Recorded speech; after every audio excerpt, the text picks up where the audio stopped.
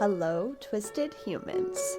Do you find yourself wanting to know more about the latest murder, conspiracy, cult, or haunting? Then this is the podcast for you. I'm Alecia. And I'm Sierra, and this is Twisted and Uncorked. Hello, and welcome to another episode of Twisted and Uncorked. This is episode 68. We just finished recording a super fun new segment on Patreon, so I would say we're feeling great. I don't know about Sierra as her day started off a little feeling wonky. Great. Yeah. Look, I just rhymed. She's coming along, guys. If anybody is a typical YouTube watcher, Sierra's computer is being a dick, so excuse her different camera angle for today. But she's still looking beautiful as always. Before we get into our wine and this week's case, Sierra, do you have a fun fact for me? I do. My fun fact is that if the planet Saturn was in a pool big enough, I don't like this. it would float on top of it. It is less dense than water. I think I knew that, because isn't it like entirely made out of gas? It's not entirely made out of gas, but it is a gas giant, so it is mostly gas, yeah. I'm going to Google later. I forget. I learned this in elementary school, but why? Sorry. Those are wine bottles. Why the little eye of Saturn is the thing. Like how that happened. I remember learning about it. Saturn? Yeah, like, oh no, that's Jupiter. Never mind. Ignore me. This is another example. Eye of Jupiter? Why are there eyes? You know what I'm talking about? It's like a little pattern on the actual planet. Google it. Google it right now. This cannot be another thing that Alecia doesn't know about planets. We do not need an Order of the Planets retake. I mean, none of you guys. Mother just showed us 9 planets. Yeah, none of you guys, made fun of me about that, and I really appreciate you for it because it was make fun of worthy. That's the storm. Okay, but how does that happen? What? It's just a You constant storm happening there? Yeah, oh, God. Don't you remember one of my last fun facts was there is a storm on the size of Jupiter that is large enough to fit 3 Earths. I know, and it scared the hell out of me. But what is it? What is happening? Why is it happening? Oh, God. I don't know. We've never been there. Well, get with it, Sierra. Go to Jupiter. Figure it out for me. No, thanks. I thought we're not going to go there right now because I've embarrassed myself on the show more recently than I have in like 50 episodes. So you love us for some reason. And this is your friendly reminder to go leave us a 5-star rating and review so that you can watch me and Sierra embarrass ourselves further by hitting ourselves with water bottles blindfolded. Yes. If you don't know what we're talking about, you need to go follow us on social media and stay tuned for updates. But my fun fact is that Cleopatra was not actually Egyptian, contrary to popular belief. As far as historians can tell, Egypt's famous femme fatale was actually Greek. She was a descendant of Alexander the Great's Macedonian general. It's spelled Ptolemy.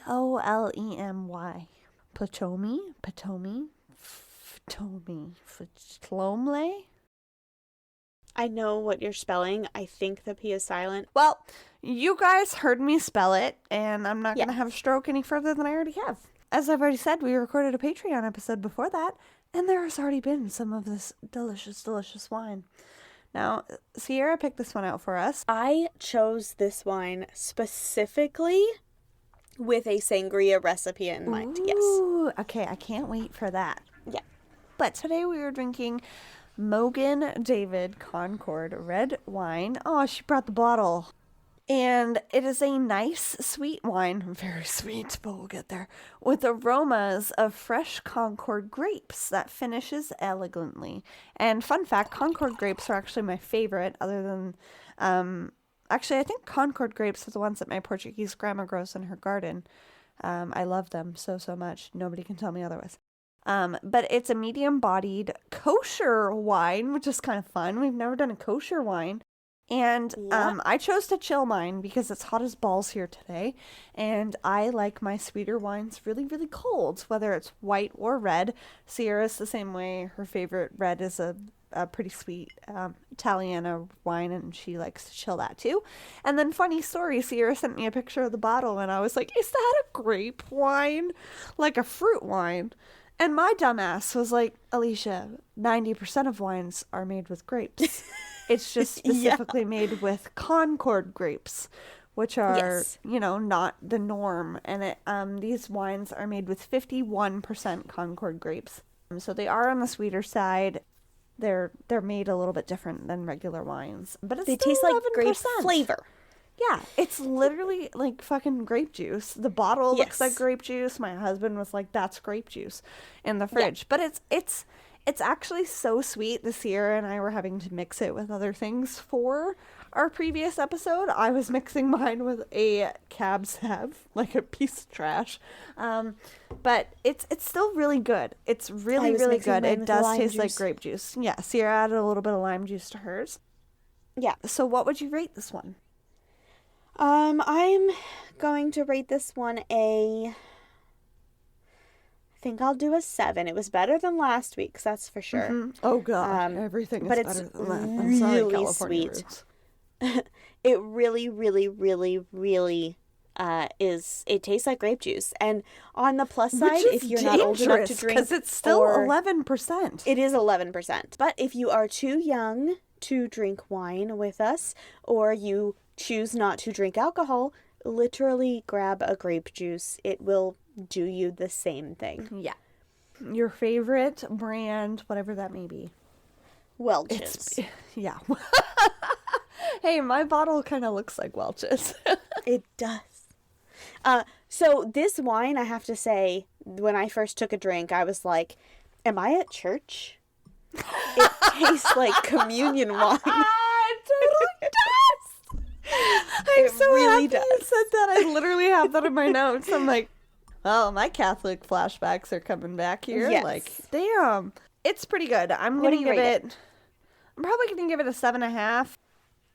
I can't give it higher than that because I don't love sweet reds. They've never been my favorite. My favorite sweet red to date is still the Reunite that we did that one time. My Pretty Butterfly bottle that Sierra's going to get at some point. Yeah. Even though that was glorified grape juice, literally it was 7.5. But anyways, this is still 11 and we're still packing. So we are going to do a unsolved case today. But before we get into that, we are going to take a quick break and hear a promo from our pals at Beyond the Veil podcast. And we will be right back.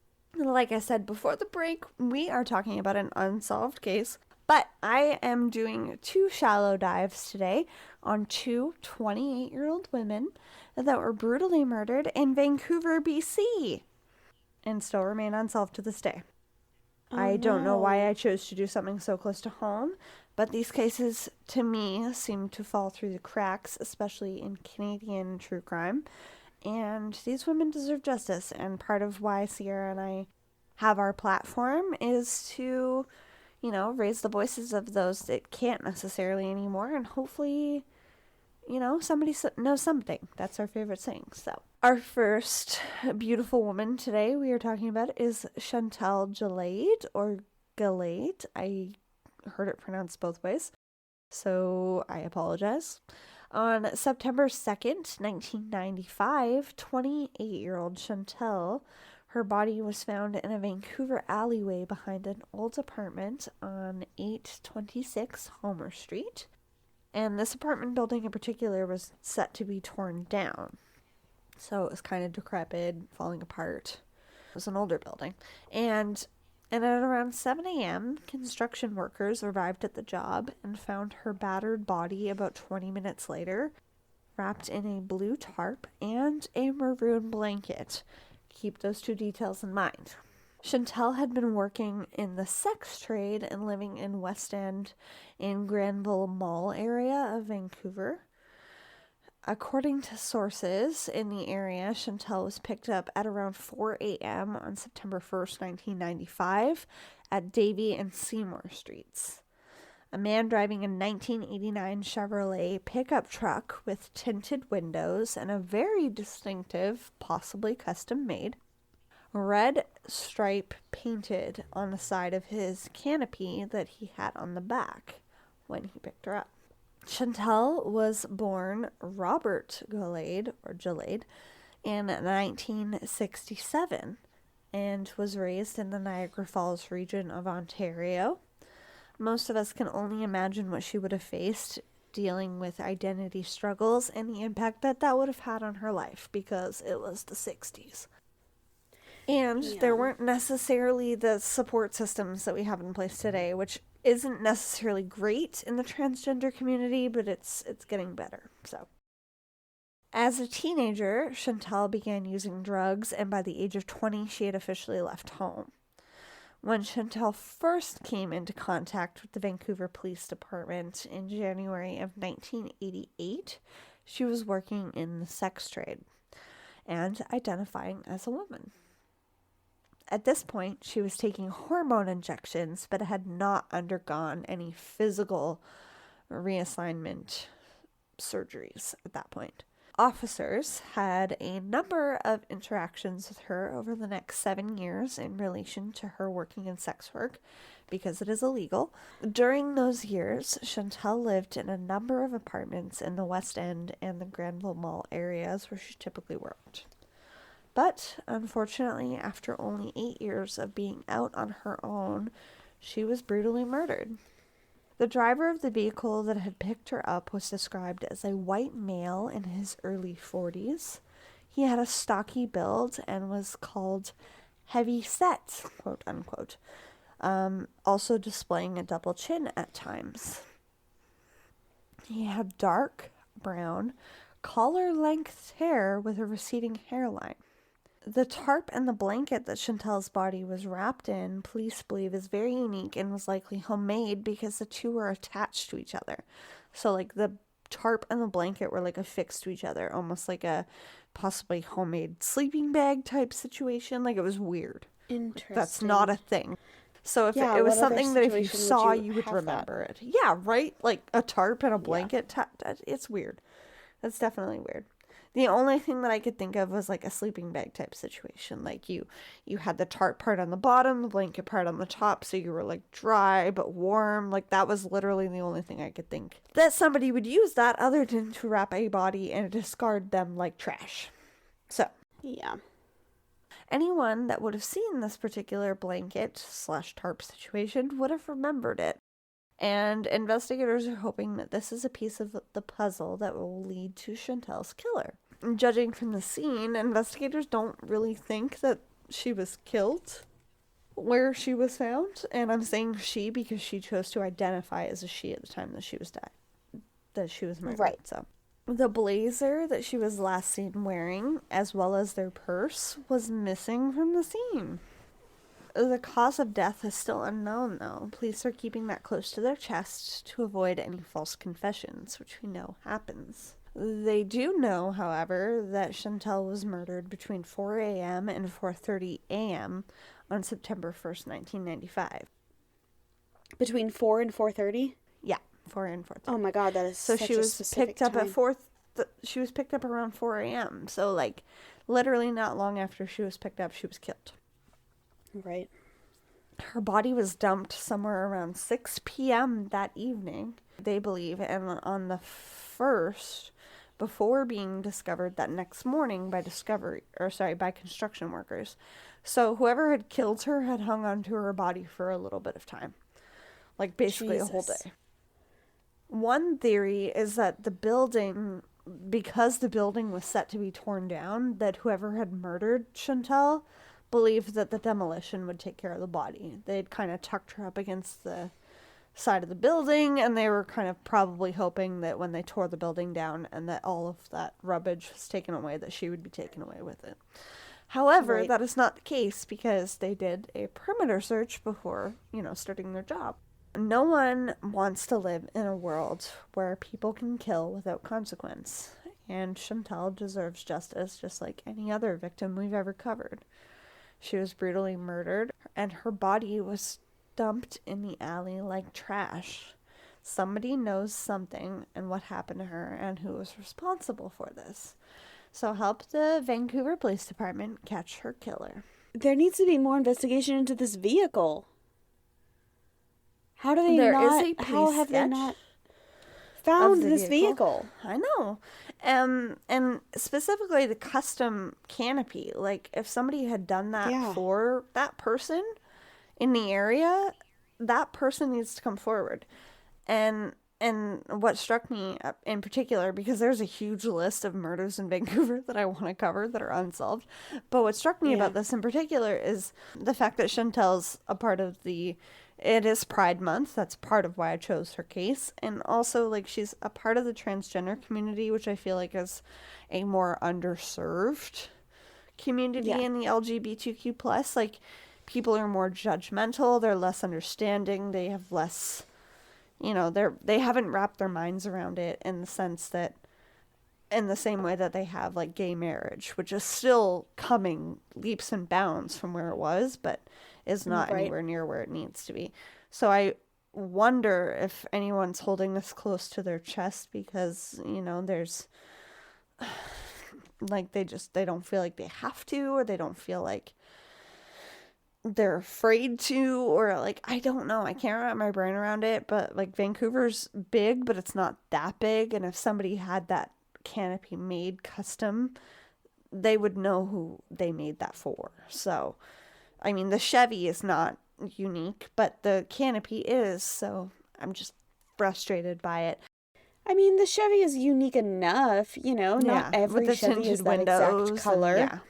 Yeah, narrow it down. Ugh, that drives me crazy. And then to expand upon that is Chantel is a part of the, sex work community, which people are always seeing as being less dead. Like, they're in this trade, they deserve it, they're living a high risk lifestyle, and that's not the case. They're surviving just like any other one of us. So right. It bothers me. Chantel was 5'11", about 150 pounds, and was last seen wearing a black double-breasted blazer, a black miniskirt, and black stockings and black heels. If anyone has any information, to call the police or visit Crime Stoppers at 1-800-222-8477. And these numbers will be in our show notes as per usual. And I do have one theory that I didn't really see widely spread on the internet. So I'll get there. But what's common is that it was a hate crime against the transgender community. Another possible theory is that the person had picked up a sex worker and was startled by the fact that Chantel was still transitioning, learning that they didn't have all the parts that maybe a woman would necessarily have, was angered and then killed her. So it wasn't necessarily target, it was just happenstance. Or, my theory, Robert Pickton. So Alexander Street on the downtown east side is known as the Red Light District of Vancouver, British Columbia. As we know, Robert Pickton picked up his victims in this area, targeting women working in the sex work trade, but he was not caught until 2002. Chantel was picked up an 11-minute drive or a 30-minute walk from Alexander Street, which is, I imagine, I'm not a sex worker. I imagine, a normal, you're walking around, perusing the area. So 30 minutes to walk isn't crazy to me. Yeah. Robert Pickton isn't necessarily heavy set per se, but he does have collar length, dark brown hair with a receding hairline. The perpetrator was described as such. And he also looks like he's in his early 40s. And to answer your question, Sierra, he drove a pickup truck. However, I could not find anywhere if he had a canopy of any sort when he was sighted. It's possible that he had that canopy when he was not. But one woman described a brownish yellow pickup truck. However, in the dark, brown can appear as black. And when Chantel was picked up, it was appeared as black. I'm speculating wildly here. However, there are coincidences, and it makes me feel icky. How many men are described as shoulder length, dark brown hair with a receding hairline that also targeted that same area around that same time? I'm just speculating wildly. So maybe he realized that Chantel was transgender, and he killed her immediately out of anger because police speculated that she was killed within about 30 minutes of her being picked up. So maybe it was because he was angry that, I wasn't expecting this, and he didn't bring her back to his party in Coquitlam and torture her on a gross farm like he did with every other victim of his. Who knows? That is my theory. So Interesting. It would be nice to say, yeah, Robert Pickton is the bad guy of that area. But he's not sadly, necessarily I'm the sure only, there's multiple bad guys in all areas. It was just a pickup truck, the early 40s, Yeah. and the shoulder-length, dark brown, receding hairline that was like, Right. that sounds exactly like Robert Pickton. And 11 minutes from where he picked up women, typically. I don't know. Who knows? I'm There's sure no way there to were know. people working around the same time, area, and look as him. But that is definitely something that could have interesting been theory. looked into. Yeah. Yeah. My next unsolved murder, shallow dive, is Jillian Fuller. So on March 4th, 1993, before Sierra and I were born, a man delivering papers called 911 to report a fire at 8770 Granville Street in Vancouver, BC. When firefighters arrived at the scene, they discovered 28-year-old Jillian Fuller inside her burned apartment. It was very clear from the minute they arrived that they were dealing with a murder and that the fire had been set purposefully to cover it up. The crazy thing is, as well, is that 28 years later, this apartment looks exactly the same. I have driven past this apartment. The entry looks the same as all of the photos in these cases. Ooh, creepy. And it's really creepy to me knowing what happened there. But that's a total separate aside. So the last known person to see Jillian alive was a server at the Rock Cellar Pub, a bar inside the Fraser Arms Hotel in Vancouver. Shortly after midnight, Jillian left the hotel and went down to the pub where she was until about 1:30 to 1:40 a.m. Now, knowing Sierra's true crime brain, I don't know why Jillian was visiting the hotel. Maybe she was visiting a friend. Maybe something else. I don't know. Only hours later, Jillian would be brutally murdered inside of her apartment. When she left the pub, she was wearing a crew neck sweater with red trim and carrying a pink book. She left the man around this time, or at least it seemed like they were leaving together. They left at the same time. He was described as 6 feet with dark skin and curly hair. I need to regain all of this information. She was found at her house. Yes. Inside of her burned apartment. She was last seen leaving the bar and expected to go to a hotel? No, she was leaving a hotel that was attached to a pub. And she went from the hotel to the pub. Okay. And I'm not sure. And then she started walking home from here. Because she was seen leaving with this 6-foot-tall mystery man. Leaving the pub? Yes.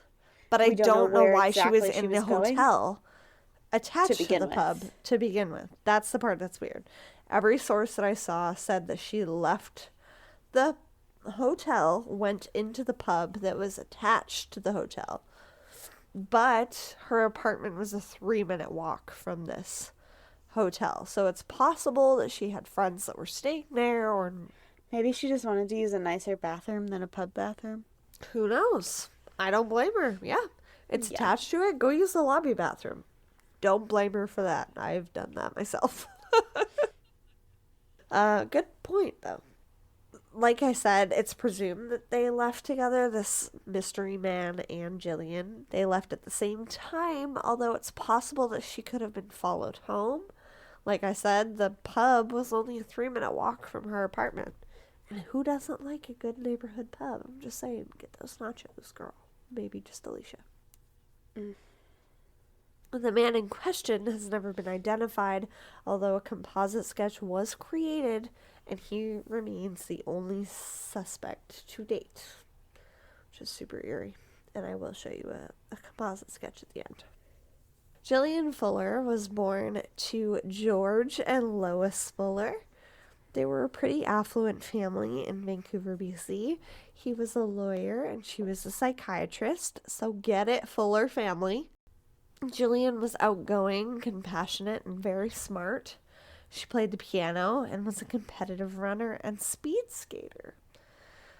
At one point, she was ranked 23rd among Canadian female speed skaters as a sport.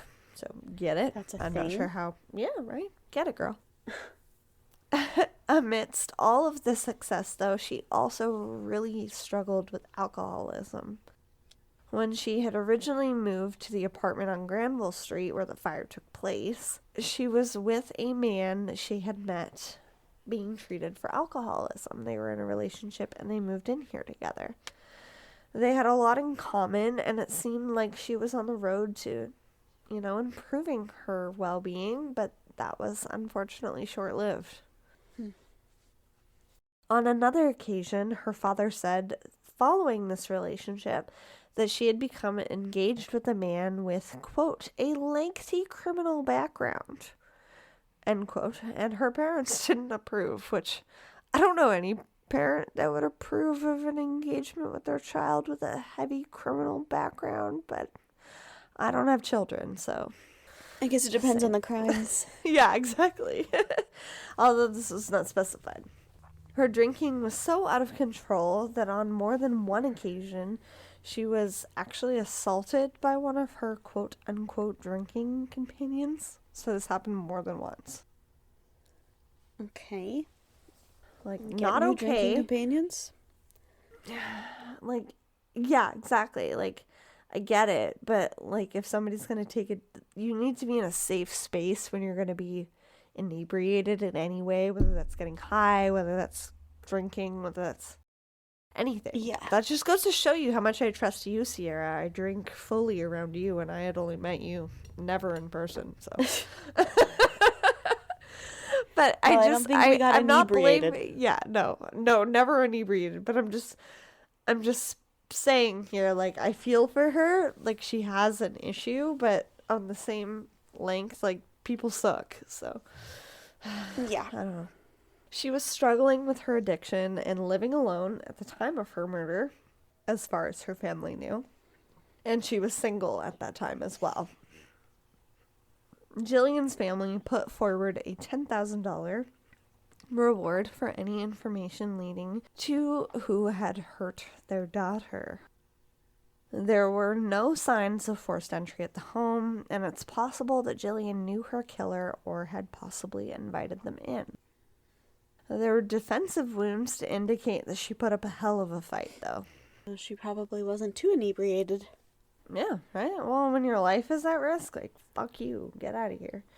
8 months after Jillian's murder, an anonymous letter arrived to the Vancouver Police Department from Washington, D.C. on November 15th, 1993.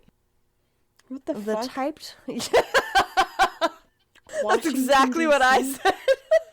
You're like, excuse me? Where's this fucking typed letter coming from? What are you, the Zodiac Killer? So... The President of the United States? Possibly. Who was it at the time? Bill Clinton? Probably. I don't know, Sierra. You've had some questionable presidents. Oh. Yeah, especially that one. So the letter was addressed to the chief of detectives in the homicide department of the Vancouver Police Department. Wordy address, but, that's where it went. And it says, quote, "Dear Sir, I am writing you." Why did they murder. assume it was a sir? How rude. Right? How do you know? God. "I am writing you about the murder of Jillian Fuller on March 4th, 1993, for which there has not been an arrest. To say that, if you have not already done so, you should consider." The body of the message was kept hidden, but it ends with a subtle skepticism and urgency. Quote, While I would like to think that if I gave my name, you would hold it in confidence, I hope you will not discount the information or ideas that this letter has brought to you because I write anonymously. What the fuck, sir? End quote. That was me being confused. The Vancouver Police Department didn't release the full contents of the letter because they're hoping that it will lead to whoever is responsible for said murder, nor have they commented on any theories about the identity of the anonymous tipster. However, they did release an image of the letter and the envelope that it came in hopes that it might. And it had a stir up- letterhead from the White House. Yeah, exactly. From the president. The message has never led investigators to Jillian Fuller's murderer, but the release was significant in and of itself. In 1993, how would somebody from Washington, D.C. even know about Jillian Fuller's murder in Vancouver, British Columbia, on the opposite side of the continent? And two, if they weren't responsible for something at the crime scene, have concerned about their identity if they didn't have anything to hide. Like, you're literally on the other side of the continent. If you're going to be weird. Yeah, in a different country. Yeah. Yeah. But it was a long letter. I will show you. According to the Vancouver Police Department, cold case files for Jillian Fuller I thought are still open. I thought you were saying a number, like cold case file number for Jillian. I was like, that's a lot of That's too many. Get your shit together, Vancouver. God damn it. Her family still unfortunately struggles with this grief, though, as you would with any unsolved anything within your family. Following the 20-year anniversary of her death, Jillian's sister Jane wrote a letter explaining the lasting effects of the murder on her family. The toll that my sister's death has caused my family over the last 20 years is truly immeasurable. It casts a dark cloud on our family that has never quite been lifted. Her loss has left a deep wound in all of our lives, and the fact that her killer was never found means that wound will always be left unhealed. End quote. The perpetrator knows what he did. If he drinks or frequents bars, as some investigators believe, because Jillian did, it's likely that he spilled the details of his heinous crimes to somebody. People tend to get loose lips while drinking and be bad at math.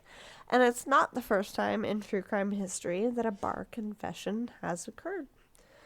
If you have a tip or would like to help investigators solve Jillian Fuller's murder or any of the cases featured today, you can contact the Vancouver Police Department at 604-715-2500 or Crime Stoppers at 1-800-222-8477. And those are my two shallow dives into two very unfortunate Vancouver homicides that I feel have kind of just been brushed aside. Yeah, that's really sad. Yeah, those are my two cases. I did my best. I expected them to be connected. They're not. First said They you were were doing totally two. shallow dives. And sorry. Yeah. No, it's not a bad thing. It's just... The only connection goes that they to show have, what I said before the break is there's a lot of fucking bad guys everywhere. there is. You know? The only connections that they serve is that they're both underserved communities. You know, the transgender community and, you know, people that are dealing with heavy addictions. They both occurred in Vancouver, BC, and they were both 28 years old when they were murdered. And I kind of picked that creepily because we're 28 years old. So Yeah. that and Pride Month for Chantel. So Right. yeah. I don't So know what sad. you think of that. I also just think it's important to touch on things that are maybe less common or, you know, less heard of. I mean, the common ones, yes, give us downloads, but we need to balance it out with, you know, trying to help people as well. So, and some of our... I think it's pretty rare that we do common ones. So Yeah, it is I kind think of we're rare. good. But before we go today, Sierra, what day is it today? Today is June 14th, and it is Flag Day for America. Also Kevin's birthday. Happy birthday, Happy Kevin! birthday, Kevin! Yeah. For my little fun fact, though, I'm going to explain what Flag Day is, because I've never known it, and I live here, so. And it has Flag nothing Day to do is, with Kevin. Yeah. Flag Day is the day that the U.S. Continental Congress adopted the Stars and Stripes flag, designed by Francis Hopkinson, which replaced the Grand Union flag. This happened in 1777. America was born, or whatever, in 1776. And when we were born in 1776, the flag that we used had, instead of stars, it had a piece of the British flag in it. Interesting. Because the land was owned by Britain, allegedly, originally, and now they just own parts of there was Canada. a war, That's fine. and yeah, well, there was a war, and America got its independence, and a year later we were like, fuck them, we don't have to have their flag in our flag anymore, and so we started the Stars and Stripes, and yeah, that's what Flag Day is all about. Cool. I guess get it, America. And if you want to hear more fun facts about the United States, again, go check out Sierra guest hosting on Seriously Sinister.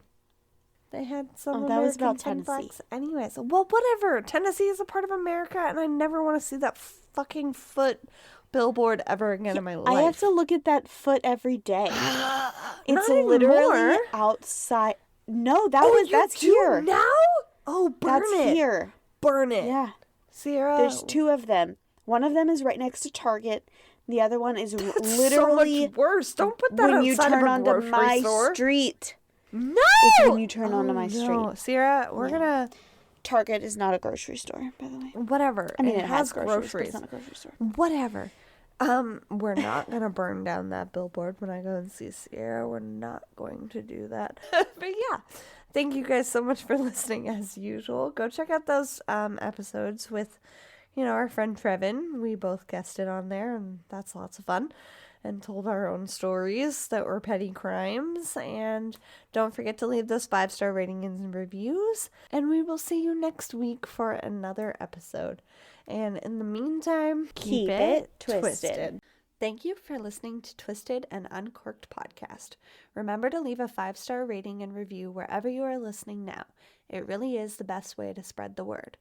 You can also check out all of our sources and materials, as well as photos for the episode, on our website at twistedanduncorked.com. And you can follow us on social media at Twisted and Uncorked or Twisted_pod on Twitter. Thank you so much for all of your love and support, and we will see you next Tuesday for a brand new episode. Cheers!